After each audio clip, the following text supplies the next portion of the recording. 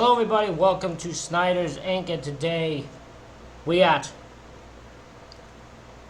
some top 5 unknowns. This is 5 dark videos with disturbing mysteries to creep you out. We don't get right into it, ladies and gentlemen. Hit the like button, subscribe, and comment thing down below. Let's go.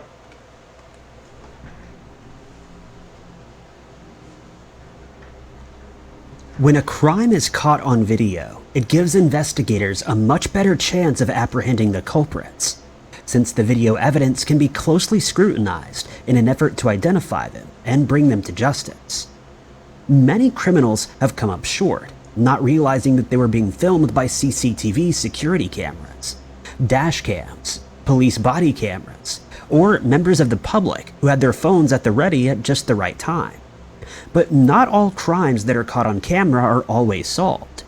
This could be either due to a pure stroke of luck, where the criminal's face is obscured from view, or because the quality of the recording isn't good enough to make a positive identification. Number 5. If your camera quality, your security cam or something like that is so bad no one can, you couldn't identify anyone, if they showed up on your property, you need to get better cameras, because it don't care what, I don't care how cheap they were, their cameras are a piece of shit. Opening a new business is supposed to be an exciting and prosperous challenge, often meaning that the business owner has started a new chapter in their life that's full of promise and new opportunities. Sometimes a business owner will open a new branch of their company since their other location has been doing well, and this can also be a daunting experience, since it's impossible to predict how the new branch will fare in an untested location. But not everyone is always excited about a store opening in a new location, since some people are resistant to change and a new business could threaten that which they've grown accustomed to in the past. There are also some people who will do anything in their power to see such a business fail, as soon as possible, since it's located close to a store that offers similar products or services, and could cause a dramatic decline in the original business's profits. This is seemingly what happened to Mike Kellerman, the owner of the South Bay Blackwater Tattoo Parlor, which is located in Ocean Beach, San Diego, when his new shop was vandalized not once but twice in the span of just 2 days in November of 2019. Just a week after celebrating the official opening of the parlor, Mike arrived at the shop to open for the day when he noticed that someone had damaged the store's shop front window, and he immediately notified the police. Luckily, the shop had been fitted with CCTV cameras, and officers were quickly able to ascertain how the damage was inflicted, as the culprit could be seen in the clear footage, though his face remains hidden and he's not yet been identified. They found that the attack on the store occurred at 4:09 a.m., according to the surveillance system's timestamp, and in the footage, the vandal can be seen arriving at the store on a skateboard. The man has medium-length blonde hair and is wearing what looks like a white sweatshirt with dark-colored pants and white shoes. As he rides up to the store, he has one foot on his skateboard and the other on the ground. He then presses something against the window, making sure that it's affixed properly, before he sets it alight with a cigarette lighter. He then quickly jumps back on his skateboard and makes his getaway as fast as he can. Some people who have watched the CCTV footage believe this man has done this before, since he seems very comfortable with whatever the item is that he set alight, and he doesn't seem too concerned that it'll go off when he's still near it. A few seconds after the man rides out of the camera's view, the item that he placed on the window begins to spark, and a moment later lets out a small explosion that leaves a hole in the window that would not have been cheap to replace. About a minute after the deed is done, 2 pedestrians can be seen walking up to the store's window, after they spotted the hole that was caused by the blast. They discussed what they found and looked into the store through the hole, but walked away out of the camera's view. One of the men can be seen wearing a USC hooded sweatshirt and flip-flops that are branded with the Nike logo. Investigators have not stated whether these 2 men are linked to the vandalism, or if they're considered suspects, but they have asked that they come forward since they may have seen something that could have helped bring the skateboarder to justice. When interviewed by police officers, Kellerman stated that he had a feeling something like this was going to happen, since he had an altercation with the owner of a rival tattoo parlor just days before the incident, and he believes his new store was targeted because the other business owner felt that he may be taking customers away from his store. But this has not been proven. Kellerman said that he was approached by someone while he was in the process of getting the store set up, and they told him that he shouldn't open in that location, but didn't state why. Kellerman then told the apprentices who work for him that they should expect an incident such as this to occur, since he just had a feeling that his shop would be targeted in one way or another. He added that it would cost him close to $2,000 to replace the large window, but he refused to be intimidated, stating that he would continue to open despite this attempt to scare him away from the area. That night, Kellerman and his wife slept inside the shop to make sure that nothing got stolen before he had a chance to replace the window. But at some point, they had to step out to get something to eat, and this is when the store was attacked once again. This second culprit was also caught by the store's security cameras, and the footage shows a man dressed in dark clothing and what looks like a dark beanie, skating past the same window before throwing a cylindrical object at it, causing it to shatter for a second time. This vandal has also not been identified, since his face is blurred thanks to the lights that are shining behind him from a liquor store across the street. This camera is badly positioned. I'm not talking about here, but if your camera, where two guys run with those things in your window, are not able to be seen, your camera sucks. You need to get either a better position or just a better ass camera. Kellerman has received support from the surrounding community, and if anything, will now see more business because of the incident, derailing any plans that the vandals had of scaring him into moving to a different area, since the store has received a lot of press coverage following the incident. No arrests have been made in the incident, and no suspects have been identified, but Kellerman has reiterated that he won't be moving anytime soon, and that he will continue to open his store every day despite the attacks. If you saw anything that night, or recognize anyone in the CCTV footage, or have any information that can help investigators track these vandals down, you're asked to contact the San Diego Police Department at 619-531-2000 or 858-484-3154. Number 4. Some criminals will take any opportunity they get. I haven't realized I haven't barely talked much. When it comes to the last one, like, to think that someone could be so jealous and angered by you just opening a business. Just opening a business, that's all you're doing. Just opening a business. And they'll get angry. And they'll, like, throw stuff out your window and all that. All just jealousy. Because if you run a tattoo shop, you shouldn't be worried about his tattoos.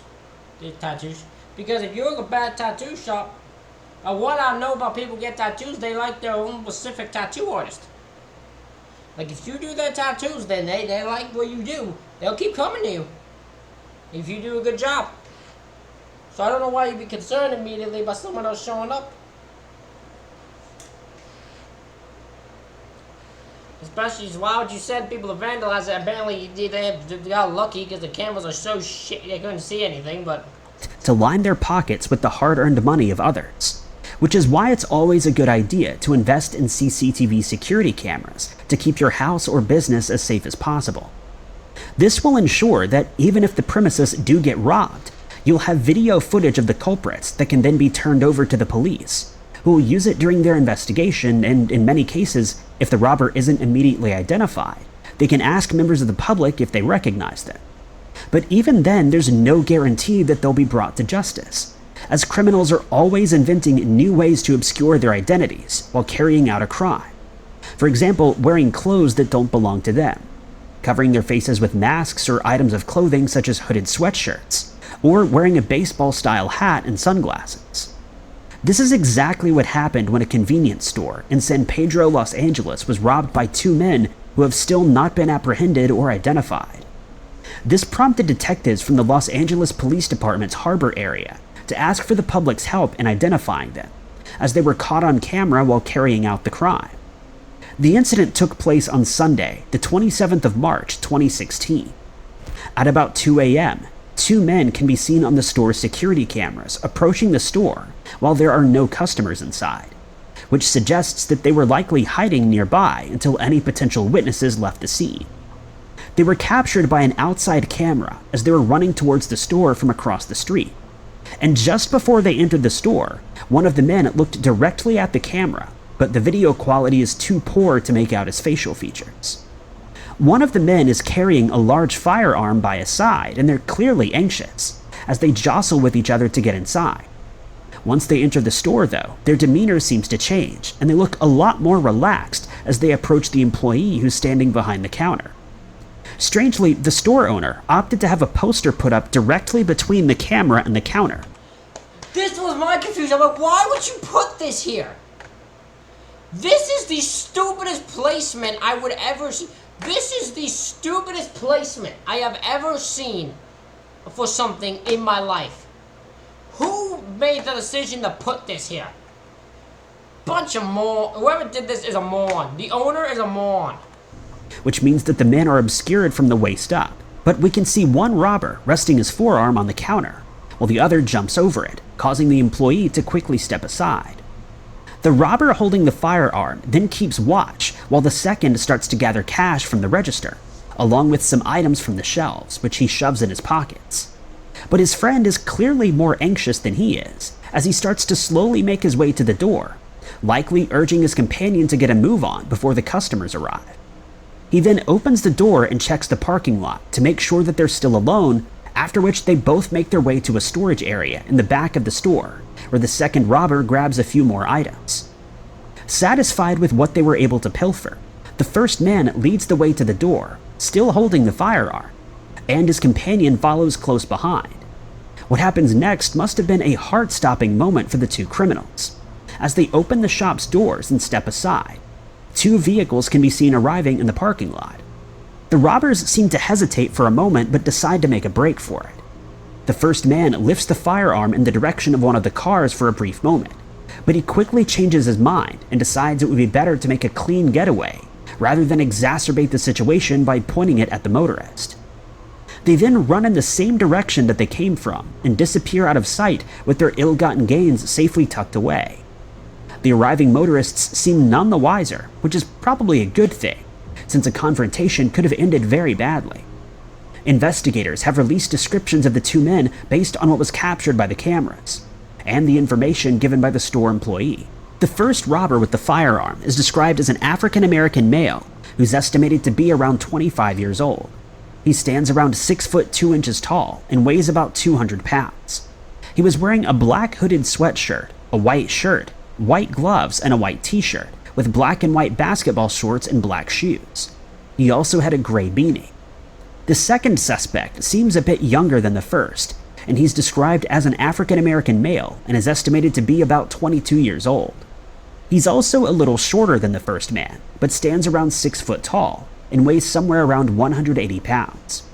In the footage, he can be seen wearing a black hooded sweatshirt, black pants, and black and white shoes, and he has dark-colored gloves on his hands.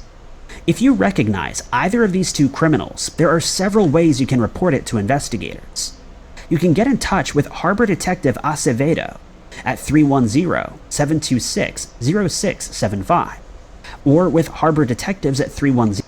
So security footage on the outside not getting them, I understand. The security footage on the inside is just plain stupid that it didn't get them. It's stupid because who the fuck made the call to put a big sign right in front of where the camera is so they could not get them? What were they thinking? What the fuck was the owner thinking when he did that? 0726-7900. If you'd like to submit a tip after hours or during the weekend, you can dial 1-877-527-3247. If you prefer to remain anonymous, you can contact Crime Stoppers at 1-800-222-8477. Number 3. It can be easy for authorities to stay ahead of all the new techniques criminals use to carry out their crimes, since they find ways to use technology to make their misdeeds easier to carry out. But with the need to keep up comes the opportunity to use technology to their own advantage. And if they're able to stay one step ahead of these criminals, they can prevent a crime from happening rather than responding to it after the fact. One such piece of technology that has helped investigators in recent times is the use of drones to track criminals, or to catch them in the act. This not only aids in identifying the suspects, but often leads to their arrest at the crime scene, saving a lot of time that would otherwise have been spent on a long, drawn-out investigation. In the case of a cattle robbery in North Dakota, Police made use of an unarmed Predator drone to bring a tense situation to a close. The use of an unarmed Predator drone was first authorized by Congress in 2005, but at this point, it was to be used by the Customs and Border Protection officers. These drones are able to carry out surveillance missions for as long as 20 hours at a time, without the need to land, and as an added bonus, they can fly high enough to stay out of earshot of anyone on the ground, while using state-of-the-art cameras to keep track of anyone they wish to follow or observe. One example of this played out on the 17th of August 2018 in Kelso, Washington, when a robber named William Leahy was spotted by one of these drones while he was doing his best to stay hidden from police officers, after he had cut through the fence of an impound lot and made his way inside, possibly to steal from the cars or to help himself to car parts, such as catalytic converters.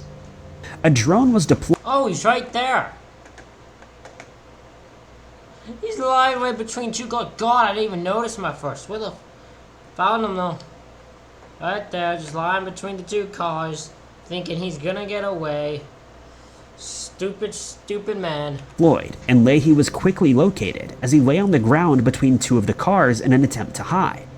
But his efforts were in vain, as he was quickly surrounded and taken into custody. In another more dangerous case from the 23rd of June, 2011, a Predator drone was used to bring a tense situation under control in North Dakota, when Rodney Brossart, who claims to be a sovereign citizen, got into a standoff with police officers.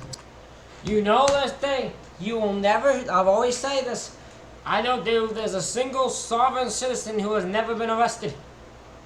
Cause y'all do stupid things that are getting y'all's arrested. I don't get it. On that day, 6 cows had wandered onto Brossart's 3,600-acre farm from a neighboring farm, and naturally the farmer who they rightfully belonged to expected him to return the cows to it, but Brossart refused, wrongfully claiming that they now belonged to him since they were on his property. This prompted the owner of the cows to contact the police, and the Nelson County Sheriff, Kelly Jenk, traveled to the farm with a search warrant at the ready. He made contact with Brossart and stated that he needed to search the farm, but Brossart refused, and together with his 3 sons produced a firearm, driving Jenk away from the property. With no other choice, Jenk called for backup, which arrived in the form of a SWAT team, highway patrol officers, a bomb squad, deputy sheriffs from 3 different counties, and... Wait a minute, hold on, this is one singular dude. Why do you need the bomb squad and like 3 different counties police officers for? I think that's a little bit much, I'd say. You might disagree with me, y'all, but I'm pretty sure it's a little bit much just for him. Ambulances. But they were unable to ascertain where Brossart and his sons were hiding. Given the size of the farm, they could find any number of hiding spots, and it would be dangerous for investigators to merely walk onto the property, since all 4 of the men were believed to have been armed. To aid in the search... Oh, it's him in the streets. Okay, that explains it. I thought it's like 3 sounds without. It's just him that has the firearm. Okay. They decided to call for a Predator B drone, which was unarmed. The following morning, the drone was sent 2 miles into the sky, where it would not have been visible to Brossart and his sons, where it started its surveillance mission. The 4 men stood little chance of remaining hidden, since these drones are so sophisticated that they're usually deployed in war zones and can operate under extreme conditions without any issue. It quickly managed to pinpoint Brossart and his 3 sons, with the use of sensors that are located under its nose, and it was determined that they were all unarmed after all. This enabled officers to rush the property and take Brossart into custody, marking the first time that a US citizen was arrested with the use of drone technology. After his arrest, Brossart stated that he felt the use of drones in this manner was unlawful, and that his privacy had been invaded by investigators. His attorney backed up his claims, stating that the drone used during the operation was dispatched without judicial approval or a warrant. But this did little to help Brossart's case, as U.S. District Judge Joel Med found that the use of the drone was carried out properly, and that its use had no effect on the charges that had been filed against Brossart. Brossart was found guilty of all the charges against him and sentenced to 3 years in prison, but he would only have to serve 6 months as the rest of his sentence was suspended. He was also ordered to pay a $1,000 fine. His 3 sons were also taken into custody and charged. They pleaded guilty to misdemeanor charges, and each received a 1-year probation sentence. Brossert's wife and daughter were also arrested on the day of the standoff, but all charges against them were dropped. At his sentencing, Brossert acknowledged that he handled the situation badly and that he should have just returned the cattle as requested, as this would have avoided a tense and dangerous situation that put his family and the lives of law enforcement officers at risk. He took full responsibility for his actions and stated that he would do his best to ensure that a similar situation doesn't arise in the future. Number 2. What a nice guy after being standoff and all that. There's off cows. There's off cattle he didn't even own. He fought this hard and put a standoff for. 2. When someone is murdered, investigators usually look at those who were close to them, such as their husband, wife, children, or close friends who may have had a motive to end their life. But this approach can also be fraught with difficulties, since a motive isn't immediately clear, and since other people who know the suspect will likely vouch for them, since they find it unthinkable that they could carry out such a horrific crime, especially against someone they claim to love. But the truth usually eventually comes out, and the culprit can be finally brought to justice, as was the case when 46-year-old Shauna Chiaffe lost her life in an attack that was carried out at her house in Las Vegas. Shauna is described by her family as someone who loved to laugh and sing along with her 8-year-old daughter, Maddie. She was born in Salt Lake City, but moved to Los Angeles when she was 28 in search of a career in a city full of opportunity. She didn't have to wait long either, as she found a job as a cocktail waitress at the Palms Hotel Casino, one of the better-known casinos in the city. She instantly fit in with the other staff members, and described the working conditions at the casino as being part of a large family. She was doing well financially, making as much as $100,000 a year with the added bonus of receiving tips during her shifts. In 2002, she met a firefighter named George who was spending time at the casino, and she instantly fell for it, as he seemed to be an all-American man who cared about his family, often sending money home to his mother to help care for his sister who was disabled. The pair quickly fell in love, and a year later, Shauna gave birth to Maddie. They would eventually get married 4 years into their relationship, and their marriage seemed idyllic as they seemed perfect to each other. For the next 2 years, they would live together happily, until George lost a lot of money in the housing market crash, and his demeanor started to change. He started criticizing Shauna and started showing jealous behavior. Shauna felt that he was critical of everything she did, including the way she dressed for work, and things only got worse when George hired a homeless man to complete small tasks around the house. She didn't trust the man, telling her friends that he creeped her out every time she saw him, and she couldn't understand why George decided to let this man into their home. Still, George kept the man around despite Shauna's misgivings. After 10 years of marriage, Shauna felt that the relationship had run its course, and she decided to move into a house of her own. She was uncertain whether she wanted a divorce, and in the meantime, the couple shared custody of their daughter. They decided to try and save their marriage by seeing a marriage counselor, and Shauna's friends state that she was hopeful that they would be able to return to normal and just be a happy family again. Then something strange happened that left Shauna shaken. Her house was broken into and her wedding ring was stolen, along with a pair of her bathing suit bottoms, which she found very strange. Even stranger, the burglar left a pair of boxer shorts behind for some reason, and she notified the police, but the burglar was never caught. But things were about to get far more sinister than a mere robbery. On the 29th of September, 2012, Shauna had just completed her shift at the casino, and she clocked out for work at 3:01 a.m., which was confirmed by surveillance footage from the casino. She then got in her car and made the 30-minute drive home where her life would come to an end. She walked into the house via a door in the garage and started making her way upstairs to her bedroom, but she would never make it there as she was attacked by someone wielding a heavy tool. Later that morning, at around 9 a.m., George arrived at the house to pick up something when he discovered that Shauna was deceased, and he made a call to 911. Investigators immediately considered George their main suspect, but when he was questioned, it was discovered that he'd been working a 14-hour shift at the firehouse, and he would have been at work while the attack took place.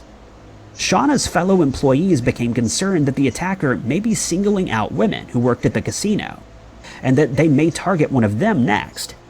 To make matters worse, investigators had no leads and no way of identifying a suspect, as there were no witnesses who saw anything suspicious around Shauna's house. That is insane. Like, she was killed and no one saw anything, no one knows anything, no one knows anything that happened to this woman. She just arrived at the house home at 3 in the morning and was killed. And no clues were left at the scene of the crime. But then they got a lead that they were not expecting. A man named William Penix contacted the police to report that a homeless man that he knew had contacted him and told him that he was the one who carried out the attack. Disturbingly, he seemed almost giddy when delivering the news, and stated that he would be receiving a lot of money for carrying out the crime, and that he would finally be able to leave Las Vegas to start a new life elsewhere. Penix added that he knew the man to be living in the mountains, and that he was trying to help him straighten out his life, since he had spent some time in prison in the past. He named the man as Greyhound, a nickname given to him because of his slim stature, and he could run fast. Investigators didn't know whether to believe Penix at first, since his story sounded too incredible to believe. But they were following up on every possible lead, and so they started looking for this Greyhound. Penix informed them that the man usually walks from his campsite to a local grocery store, where he's been known to pilfer as much food as he can steal. Detectives entered the store to ask if the man had been spotted that day, but they didn't have to search long, as Greyhound suddenly appeared out of nowhere to talk to Penix. Penix told him to stay where he was and ran into the store to alert the detectives. He was arrested without incident and was immediately interrogated. It would then come to light that his real name was Noel Stevens, but he maintained that they had arrested the wrong person in connection to the attack on Shauna. When he was arrested, officers found that he was carrying illegal substances, giving them the perfect excuse to keep him in custody while they searched for his campsite in the mountains. With the use of volunteers and a helicopter, they eventually found the site and confirmed that it was Stevens's when they found a pair of his pants lying nearby. They noticed that it had what looked like biological material on it, which would later be confirmed as belonging to Shauna, and they knew that they had the right man in custody.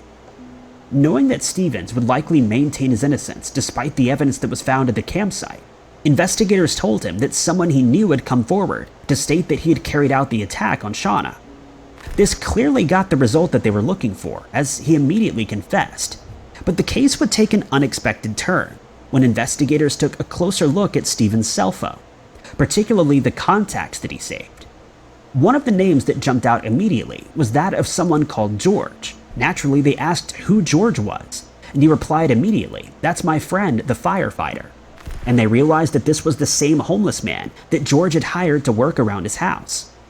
Members of Shauna's family contacted the police to state that they strongly believed George had a hand in her passing, and they traveled to Los Angeles to help out in any way they could.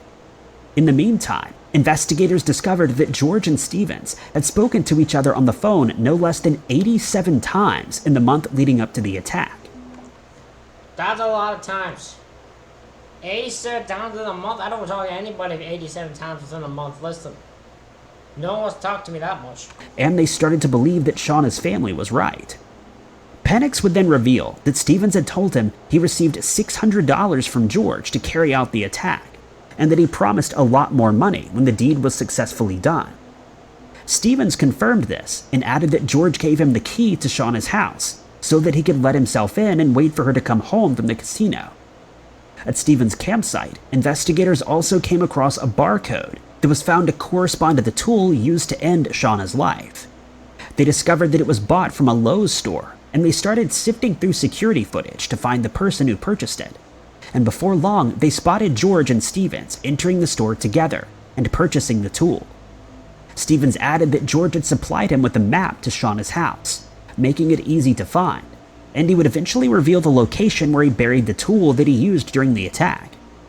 George was immediately placed under surveillance, even tapping his phone, which allowed them to monitor a call between George and his sister, after which he decided to flee. While making his escape, he crashed into a barrier and had to be taken to the hospital, but he made a full recovery and was taken into custody. George denied being involved in the attack, but he would be found guilty of planning the attack on his wife, and was sentenced to spend the rest of his life behind bars. Stevens would also be found guilty and sentenced to 42 years to life in prison. Number 1. The popular saying goes, don't do the crime if you can't do the time. But many criminals who have been convicted of their crimes will go to just about any lengths to spend as little time in prison as possible, sometimes even resorting to an escape. These plans don't usually work out though, as most escaped convicts are usually rearrested just a short time after escaping, and new charges are then added to their sentence, ensuring that they'll spend even longer in jail. This isn't enough to deter many criminals from trying to escape anyway, as is evidenced by the actions taken by Eddie Villalobos, a 26-year-old man who stood accused of ending the life of his mother's boyfriend, 33-year-old Artemio Guzman Olvera in Cornelius, Oregon in 2021. The incident took place in the 2800 block of South Alpine Street, where Villalobos used a sharpened blade to end his victim's life. Immediately after the attack, Villalobos jumped into his car and fled the scene. When Villalobos' mother was intervened after the attack took place, she stated that Villalobos and his girlfriend were visiting her and Guzman Olvera, who lived together. Guzman Olvera had just arrived home after finishing his shift at work, when Villalobos suddenly charged at him with a sharpened blade and ended his life. Villalobos' mother added that she had no idea why her son decided to do this, as there had been no altercation between the two men, and there seemingly was no reason why he would decide to end his victim's life.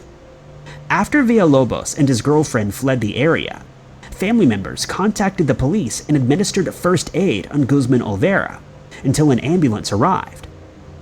He was then airlifted to a hospital since his condition was critical, but he would eventually succumb to his wounds despite the best efforts of doctors who attempted to revive him. In the meantime, Villalobos and his girlfriend made their way to Wilsonville, where they contacted two of their friends and met up. Sometime during their visit to one of the friends' apartments, Villalobos once again seemingly lost his temper and attacked the two friends with the same blade that he used in the attack on Guzman Olvera. Once again, there seemed to be no reason for the attack, as there was no disagreement or altercation, and it still isn't known why Villalobos decided to take the actions that he did. One of his friends had to be taken to the hospital to receive treatment, but not before he was able to call the police and report that it was Villalobos who attacked him. Following the second incident, Villalobos fled once more and traveled to Tigard, where his car was quickly spotted by officers who'd started to follow him. But Villalobos decided that he was being tailed, and he took off at speeds over 100 miles per hour, weaving in and out of crowded traffic. But he soon found himself stuck in traffic, and he decided to exit the car and flee on foot, leaving his girlfriend sitting inside the vehicle. He then managed to jump across a series of fences and made his way to a retirement village known as Summerfield. An elderly couple was shocked when Villalobos suddenly broke into their house and demanded that they give him clean clothes while he attempted to wash his hands and the clothing that he was wearing. Luckily, the couple received a phone call from a neighbor at just the right time, and they were able to quietly ask her to call the police, which she then did. Realizing that the police were on their way, Villalobos became angry and fled once more, making his way further into the retirement village, but he was soon located and taken into custody. When Villalobos' car was searched, investigators found clothing containing biological material as well as the sharpened blade that he used during both attacks, and his fate was sealed. Villalobos was charged, and a sentencing hearing was scheduled for the 20th of October, 2023, but the hearing would not go as planned. In footage from the courthouse, Villalobos can be seen as he arrives for his sentencing, accompanied by an officer who then proceeds to remove his handcuffs and shackles from around his ankles. This is done by Oregon law, since the defendant needs to appear before the jury without restraints, since they may sway the jury's opinion before they render a fair verdict. But this gave Villalobos the opportunity that he was looking for. After his ankle restraints were removed, he walked over to a chair where he was instructed to sit, but as he arrives at the chair, he suddenly makes a break for it to the surprise of everyone in the courtroom. Cameras in the court's hallway then capture him running out of the courtroom and down a hallway, which could not have been easy since he was wearing formal pants, a button-up shirt, and formal shoes. But he doesn't seem to be too bothered by these items. Seconds later, a police officer can be seen running out of the courthouse in pursuit, but Villalobos has already turned the far corner and is putting good distance between him and the officer. A second officer quickly joins the chase as the first one turns the corner, But a third camera captures Villalobos as he makes his way through the building and past an unsuspecting person who has just entered the courthouse. He opens the courthouse's doors effortlessly while still running and makes his way outside with the first pursuing officer about 5 seconds behind him. An exterior camera then shows Villalobos bursting through the doors that are marked staff only. He eluded the police for several hours, and a shelter-in-place message was sent out to residents living in the area, warning them that a dangerous criminal was on the loose in the area. During the search, Villalobos was spotted by officers twice, but he was able to get away on both occasions. Drones were eventually brought in to aid in the search, along with canine units from 2 different police departments. Investigators then received a call from a resident who reported that a man was attempting to break a door down in an apartment complex. And when they arrived at the scene, they found the fugitive attempting to hide under a blanket inside of an apartment that was not occupied at the time.